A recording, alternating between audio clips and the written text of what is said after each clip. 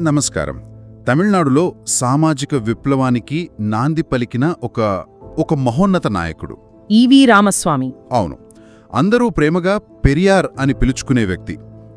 ఈరోజు మన దగ్గరున్న ఈ సమాచారాన్ని బట్టి ఆయన జీవితాన్ని, ఇంకా చెప్పాలంటే ఆయన ఆలోచనల వెనుకున్న ఆ శక్తిని కాస్త లోతుగా పరిశీలిద్దాం. సరిగ్గా చెప్పారు. పెరియార్ గురించి చర్చించడం అంటే కేవలం ఒక వ్యక్తి గురించి మాట్లాడడం కాదు. నిజమే. ఆధునిక తమిళనాడు సామాజిక రాజకీయ పునాదులను అర్థం చేసుకోవడం అన్నమాట.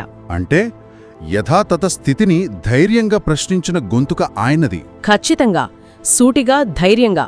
మరి ఆయన ఆలోచనలకు బీజం ఎక్కడ పడింది? అదొక ఉద్యమంగా ఎలా మారింది? చూద్దాం. సరే, అయితే దీన్ని కాస్త విడమర్చి చూద్దాం. ఆయన ప్రయాణం ఈ రోడ్లు మొదలైంది. ఒక సంపన్న వ్యాపార కుటుంబం. అవును, 1879లో జన్మించారు. వ్యాపారంలో ఆయనకు మంచి పట్టు ఉండేది. కానీ ఆయన దృష్టి మాత్రం ఎప్పుడూ సమాజం వైపే ఉండేదని మనకు ఈ ఆధారాలు స్పష్టంగా చూపిస్తున్నాయి. ఇక్కడే మనం ఒక ముఖ్యమైన విషయం గమనించాలి. ఆయనకు ఈ సామాజిక స్పృహ అనేది వారసత్వంగా రాలేదు. అంటే రాజకీయ నేపథ్యం అస్సలు లేదనమాట. అస్సలు లేదు.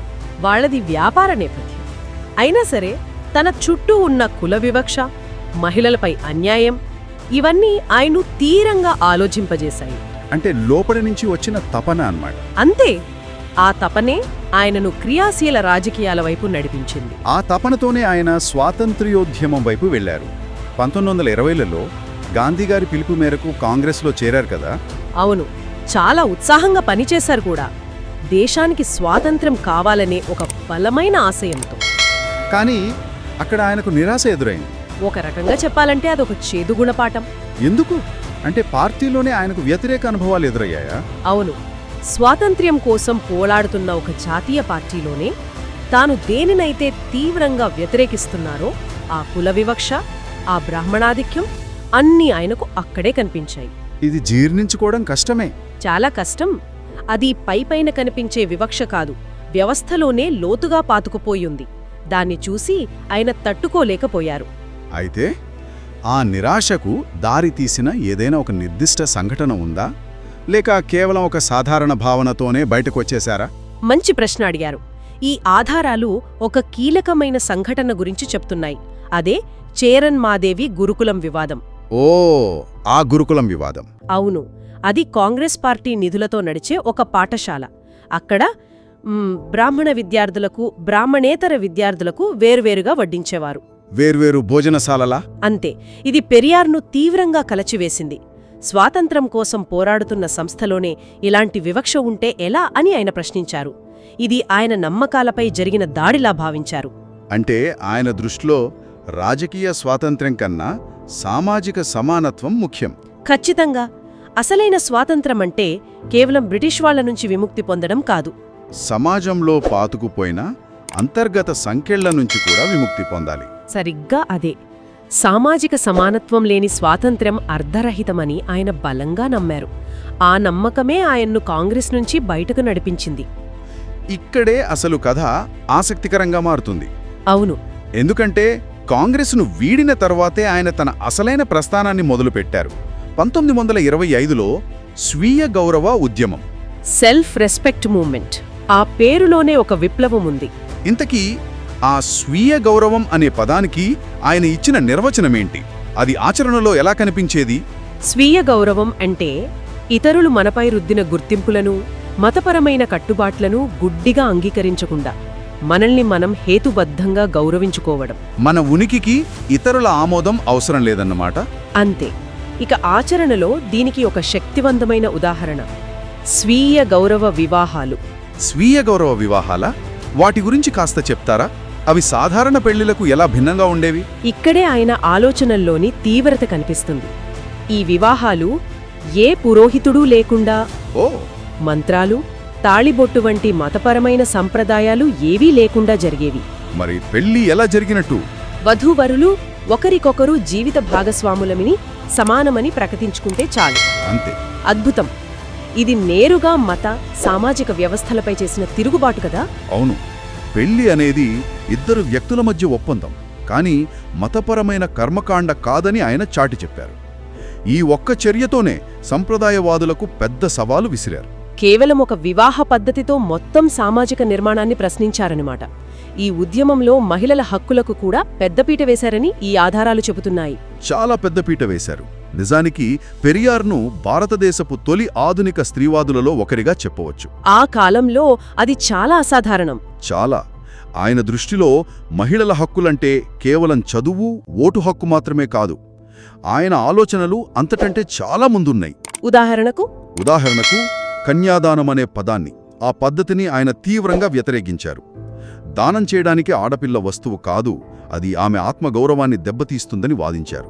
కరెక్ట్. మహిళలకు విడావేటీసుకునే హక్కు, ఆస్తి హక్కు, గర్భనిరోధక సాధనాలను ఎంచుకునే స్వేచ్ఛ, వీటన్నింటి గురించి 1920లు 30లలోనే ఆయన గొంతెత్తారు. అంటే కుల నిర్మూలన, హేతువాదం, లింగ సమానత్వం, ఈ మూడు ఆయన ఉద్యమానికి ప్రధాన స్తంభాలుగా నిలిచాయన్నమాట. సరిగ్గా చెప్పారు. ఇంత రాడికల్ ఆలోచనలను సమాజంలోకి తీసుకెళ్లడం అంత సులభం కాదు కదా. ప్రజలను ఎలా ఒప్పించారు, ఎలాంటి వ్యతిరేకతను ఎదుర్కొన్నారు? ఆయన వాడిన ప్రధాన ఆయుధం సూటిగా, ధైర్యంగా మాట్లాడ్డం. ప్రజలకు అర్థమయ్యే భాషలో, ఉదాహరణలతో, కొన్నిసార్లు వ్యంగ్యంగా మాట్లాడేవారు. పత్రికల ద్వారా కూడా ప్రచారం చేశారు కదా. అవును. కుడి అరసు, విడుదలై లాంటి పత్రికల ద్వారా తన ఆలోచనలను విస్తృతంగా ప్రచారం చేశారు. బహిరంగ సభల్లో మత పెద్దలను తన తర్కంతో నిలదీసేవారు. సహజంగానే వ్యతిరేకత వచ్చుంటుంది. తీవ్రమైన వ్యతిరేకత ఎదుర్కొన్నారు. ఆయనను నాస్తికుడని, సంప్రదాయ విధ్వంసకుడని ముద్రవేశారు. కాని ఆయన ఎక్కడా వెనక్కి తగ్గలేదు. ఇన్ని చేసినా ఆయన ఎప్పుడూ ప్రత్యక్ష ఎన్నికల రాజకీయాల్లోకి రాలేదు, ఏ పదవిని ఆశించలేదు. అయినా తమిళనాడు రాజకీయాలపై ఆయన ప్రభావం ఇప్పటికీ ఉంది. ఈ వైరుధ్యాన్ని ఎలా అర్థం చేసుకోవాలి? నిజమే. ఎందుకంటే ఆయన లక్ష్యం అధికారాన్ని చేజిక్కించుకోవడం కాదు, సమాజాన్ని మార్చడం, ఆలోచనను మార్చడం. అవును. ఆయన నాటిన భావజాల బీజాలే ఆ తర్వాత ద్రవిడ ఉద్యమంగా పెరిగాయి, ద్రవిడ పార్టీల ఆవిర్భావానికి దారితీశాయి. అంటే తమిళనాడులో ఇప్పుడున్న రిజర్వేషన్లు, కులాంతర వివాహాల ప్రోత్సాహం, వీటన్నింటి వెనక పెరియార్ స్ఫూర్తి ఉందన్నమాట. ఖచ్చితంగా ఉంది. ఆయన నేరుగా అధికారం చేపట్టకపోయినా అధికారంలోకి వచ్చిన వారు తన సిద్ధాంతాలను అమలు చేసేలా పునాది వేశారు. ఆయన భౌతికంగా లేకపోయినా ఆయన ఆలోచనలు ఆ రాష్ట్ర సామాజిక నిర్మాణంలో అంతర్భాగంగా మారిపోయాయి. ఆయన జీవితం చివరి వరకు కూడా అదే నిబద్ధతతో పనిచేశారని తెలుస్తుంది. 1973లో 94 ఏళ్ల వయసులో మరణించేంతవరకు తన పోరాటాన్ని ఆపలేదు. ఆయన నిలకడే ఆయనకు అతిపెద్ద గౌరవాన్ని తెచ్చిపెట్టింది. లక్షలాది మంది ప్రజలు ఆయన్ను పెరియార్ అని పిలిచారు. పెరియార్ అంటే గొప్ప వ్యక్తి అని అర్థం కదా. అవును, గౌరవనీయుడు అని. అది ఏ రాజకీయ పార్టీ ఇచ్చిన బిరుదు కాదు, ప్రజలు తమ గుండెల్లోంచిచ్చిన గౌరవం అది. మొత్తం మీద చూస్తే ఒక సామాన్య వ్యాపారిగా జీవితాన్ని మొదలుపెట్టి, సమాజంలోని అసమానతలను చూసి చలించి, వాటిని ప్రశ్నించి, స్వీయ గౌరవం అనే ఒకే ఒక్క శక్తివంతమైన ఆలోచనతో తమిళ సమాజపు రూపురేఖలనే మార్చేసిన ఒక విప్లవకారుడి ప్రయాణాన్ని మనం చూశాం. ఆయన కథ మనకు చెప్పేదొక్కటే: నిజమైన మార్పు కేవలం రాజకీయ వ్యవస్థలను సవాలు చేయడం ద్వారా రాదు. సమాజం లోపల మన ఆలోచనల్లో పాతుకుపోయిన నమ్మకాలను ప్రశ్నించినప్పుడే వస్తుంది. అవును. ఆయన ప్రబోధించిన హేతుబద్ధత, సమానత్వం, ప్రశ్నించే తత్వం, ఇవి కేవలం ఆయన కాలానికే కాదు, ఈ ఆధునిక యుగానికి కూడా ఎంతో అవసరం. ముగింపుగా మన శ్రోతల కోసం ఒక ఆలోచనను వదిలి వెళ్దాం. తప్పకుండా. పెరియార్ తన కాలంలో ఎవరూ ప్రశ్నించడానికి సాహసించని మూఢనమ్మకాలను, ఆచారాలను హేతువుతో సవాలు చేశారు. కరెక్ట్. ఆయన స్ఫూర్తితో ఆలోచిస్తే ఈరోజు మన సమాజంలో మనం ఎలాంటి ప్రశ్నలు అడగకుండా గుడ్డిగా అంగీకరిస్తున్న నమ్మకాలు లేదా సామాజిక కట్టుబాట్లు ఏమున్నాయి? మంచి ప్రశ్న. భవిష్యత్ తరాలు వాటిని చూసి ఇదెంత అహేతుకం అని అనుకునే అవకాశముందా? ఆ సంభాషణను ప్రారంభించడానికి మనకు ఎలాంటి ధైర్యం కావాలి? Thank you for watching.